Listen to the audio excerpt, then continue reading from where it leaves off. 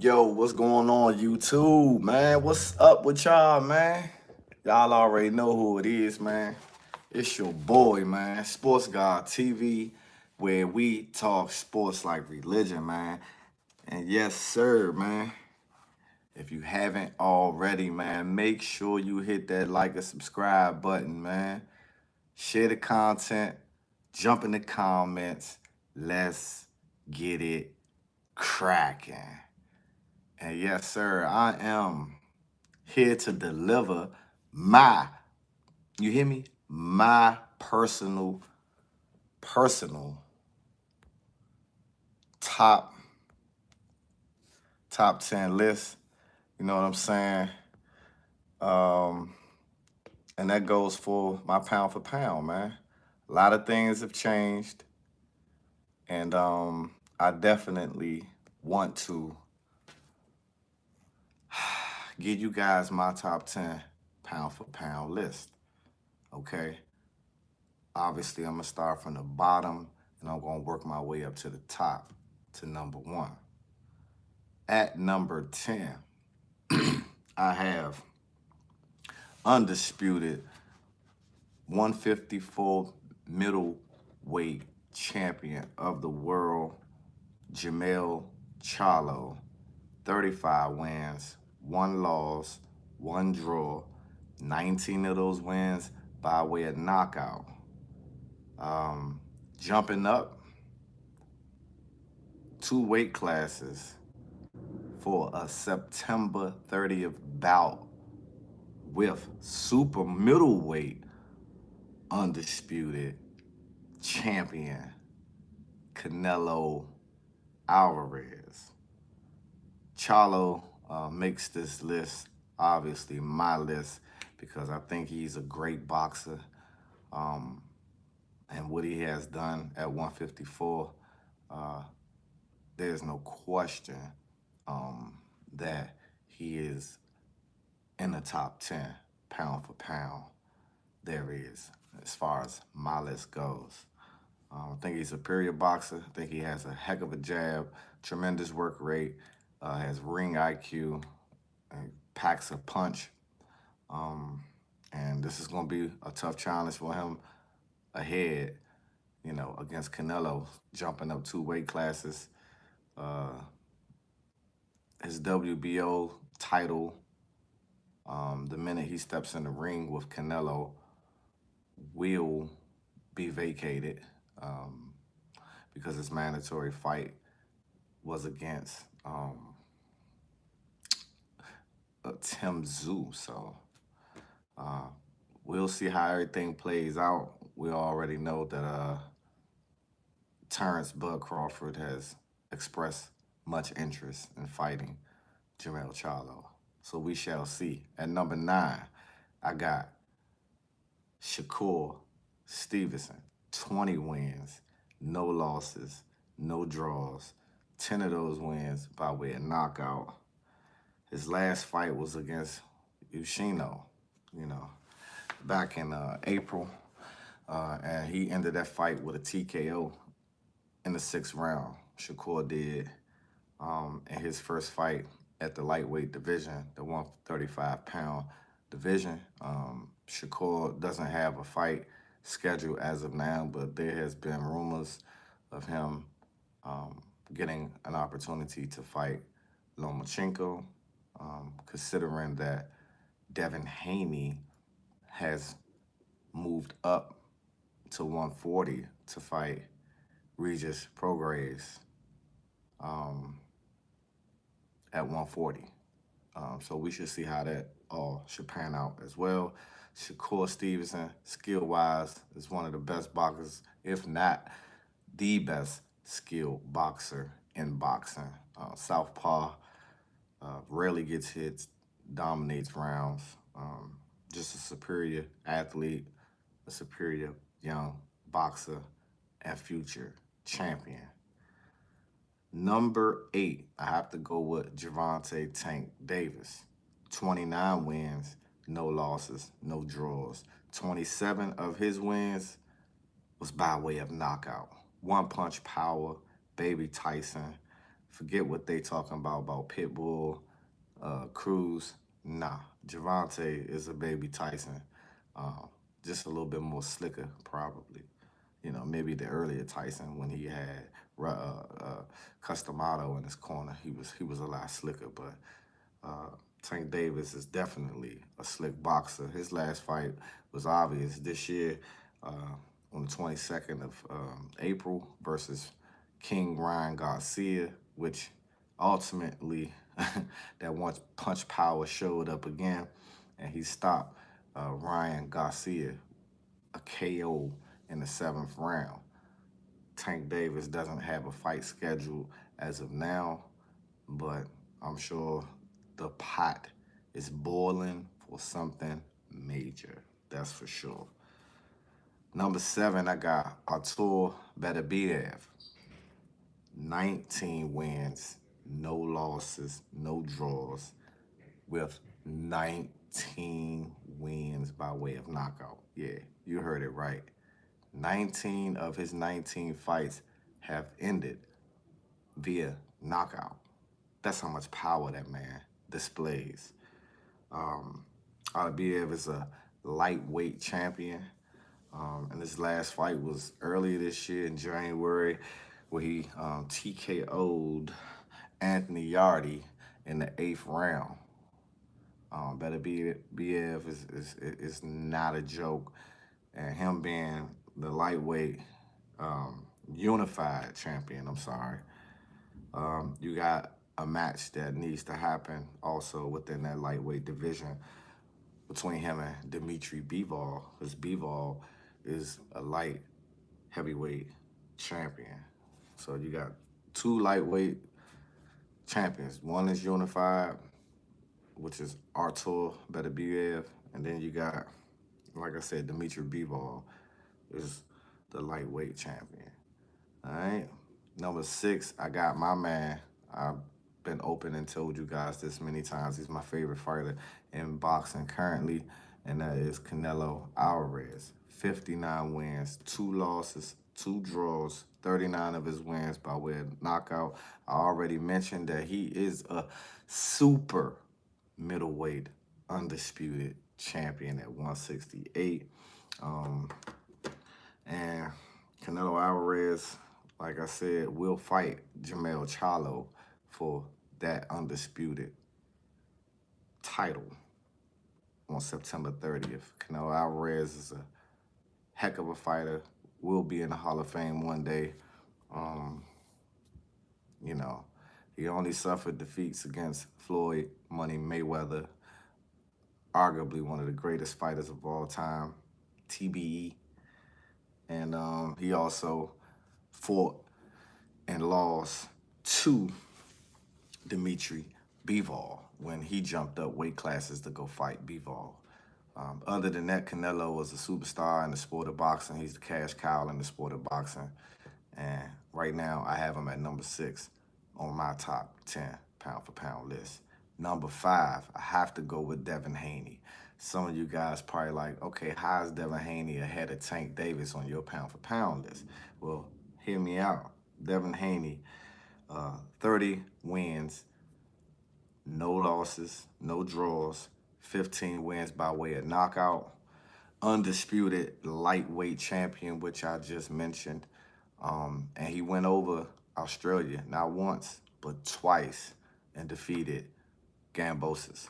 Twice over there in his country for the title, for that undisputed lightweight title. And now he's stepping up in weight to 140, like I said, to go challenge Regis. So we shall see. Devin Haney has tremendous boxing skills, high ring IQ, ring generalship, and he just got a style, man, that's really effective for him. And he uses the ring well. He uses his smarts well. Well-coached, well-disciplined fighter. Looking forward to seeing him at 140 to see what he can do. And also looking forward to see if he come back down to 135 where the rest of the matches is. at the lightweight division, because it'll be interesting to see if Devin is willing to step to Shakur Stevenson. It'll be interesting to see, is he ready to make something happen with Tank Davis. Interview, watching an interview of Floyd Money Mayweather, he definitely felt some type of way as far as the offer that Devin Haney made to Shakur Stevenson, only because he got the same deal when he had to go fight George Kambosos over there in Australia. Floyd feel like, hey man, when you fighting another black fighter, man, they should get a little fair share of that, purse. And it shouldn't be a 25, percent. That 25%, maybe a 60-40, a 70-30, or something like that, but just don't dog the man out like that. Anyhow, moving forward, number 4, I got Dimitri Bivol. Like I said, he's a light heavyweight champion of the world. 21 wins, no losses, no draws, and 11 of those wins by way of knockout. You guys already know that I just mentioned that, he took care of Canelo up in the higher weight class.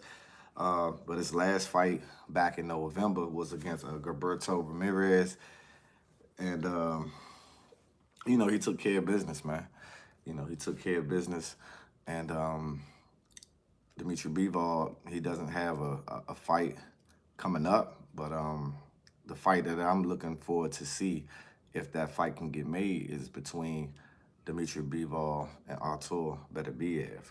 Should be an awesome fight. There's a lot of good fights, from that weight class, but that's the main fight that I would like to see in that weight class right there. And number 3, I usually don't show the heavyweights all that love, but I'm gonna go ahead, man. I was considering this as I was making my list, man. But Alexander Usyk, 20 wins, no losses, no draws, 13 KOs, unified heavyweight champion of the world, and he got a fight coming up in August versus Daniel Dubois. Usyk obviously dismantled Anthony Joshua, who was once considered one of the top pound-for-pound fighters, at some point in time. And Usyk is just a slick boxer, slick southpaw fighter with power. Seems like he's grown into the division and appears to be, a force to be reckoned with. And the fight that obviously I want to see, and a lot of other boxing people would like to see, is him versus Tyson Fury.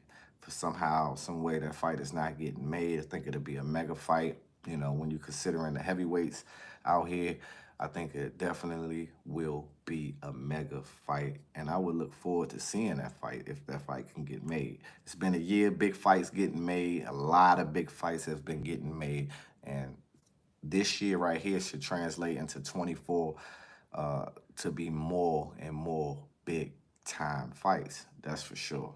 Number 2 on my list, I got Naoya Inoue, 25-0 with no draws, and 22 of his wins by way of knockout. He is now the unified junior featherweight champion of the world. And his last fight was against the unified featherweight champion of the world, and was considered the best in that division. And, that was Fulton, man. Stephen Fulton. He fought him, on the 25th of July, And he handled business. He TKO'd Stephen Fulton in the 8th round. I mean, in a way, sharp, crafty fighter. His power translated to the 122-pound division. I mean, the guy destroyed a superior type of fighter, a great boxer, puncher. He just went after him, man, and in a way showed and displayed a different level of animal, a different level of power, a different level of speed, a different level of ring IQ, punch placement, it just seemed like he got the total package for right now, and he's already calling for, an undisputed shot at that title to try to conquer another weight class. Um, I don't know if you guys checked out one of my pound for pound list videos that I did some time ago, but I definitely had him on my pound for pound list, which I had him at number 3 behind Earl Spence and Terrence Crawford, as far as my pound for pound list goes. But now he has moved up to number 2 on my list due to his terrific performance that he displayed, and also due to what I'm getting ready to talk about right now. And the my number one pound for pound fighter in the world currently is none other than Terrence Bud Crawford. 40 wins, 0 losses, 0 draws, 31 of them wins by way of knockout. I mean, obviously his last fight was against Errol the True Spence Jr., the mega fight that the whole world was waiting to see on July 29th. And Terrence Crawford delivered big time for the sport of boxing. Errol Spence delivered too when it comes to just making the fight happen. And it was an awesome event. Looking at all the All Access, Showtime did an amazing job capturing all of the moments, everything that they had going on in there, man. But let's be honest, let's just keep it real, man. Terrence Bud Crawford beat the brakes off of my dog, one of the fighters that I roll with tough like that, Earl the True Spence Jr. Let's just call it what it is, man. Bud had game plans. He's a 3-dimensional type of fighter. He can fight on the outside and counter you. He can kind of walk you down and fight in the pocket. He can move his feet. But it's just like he got all of them together, and he can use whatever style he want to use. And it seems like he took away that jab, and it wasn't really too much adjustments that he had to make in that fight. The only adjustment that I seen him make, and you can't even really call it an adjustment because he came out that way, and that was right in the southpaw stance. Most times he started the fight off in the orthodox stance, and then he collects data, but he didn't waste time. He came straight out in the southpaw stance. Earl hasn't fought many southpaws, so maybe that was a part of his plan. And I think I did hear him say something to that degree that was a part of his plan, knowing that Earl didn't fight many southpaws. That's what triggered him to come out as a southpaw. And obviously, him being a natural right-hander, him fighting from the southpaw stance, his power hand, his real power hand, is his right hand, though he got power in his left. But that jab, that makes that jab that much better. And it showed in that fight. He caught a lot of Earl's punches and countered with a jab, countered with a cross, countered with a hook. And then he punching down, catching Earl as Earl was ducking after trying to get out of there, after shooting his jab to the up top and then jab to the body. So just the levels there's levels to it, the level of skill for Terrence, the mentality of Terrence, and then now you gotta say the resume. All he can do now is just continue to knock off names. As I mentioned earlier, Jermell Charlo is next on his list. And I heard him talking today on Sean Porter's podcast. Shout out to Sean Porter podcast. It was like basically the only thing else out there for him other than, obviously a rematch with Earl, because he has to honor that if Earl wants that. But the only other fight out there for him is Jermell Charlo. He already said he has locked in a lot of great investments, so that's doing well for him and things like that. And pretty much Charlo will send him off into the sunset, you know, with a victory over him. And it seems like he ain't gonna try to go for the Floyd Money Mayweather record of 50-0 to go for 51. You know, he he not gonna let boxing retire him. He said he's gonna walk away from the sport of boxing on his own terms, and his own terms is defeating Jermell Charlo, because he personally don't like Jermell Charlo. Hey man, this is what I'm gonna be doing. I'm gonna be going live. I'm gonna have guests on it. I'm still gonna be doing my normal videos as well, but I gotta get it, stay in tune with you guys, man. It's the Sports God.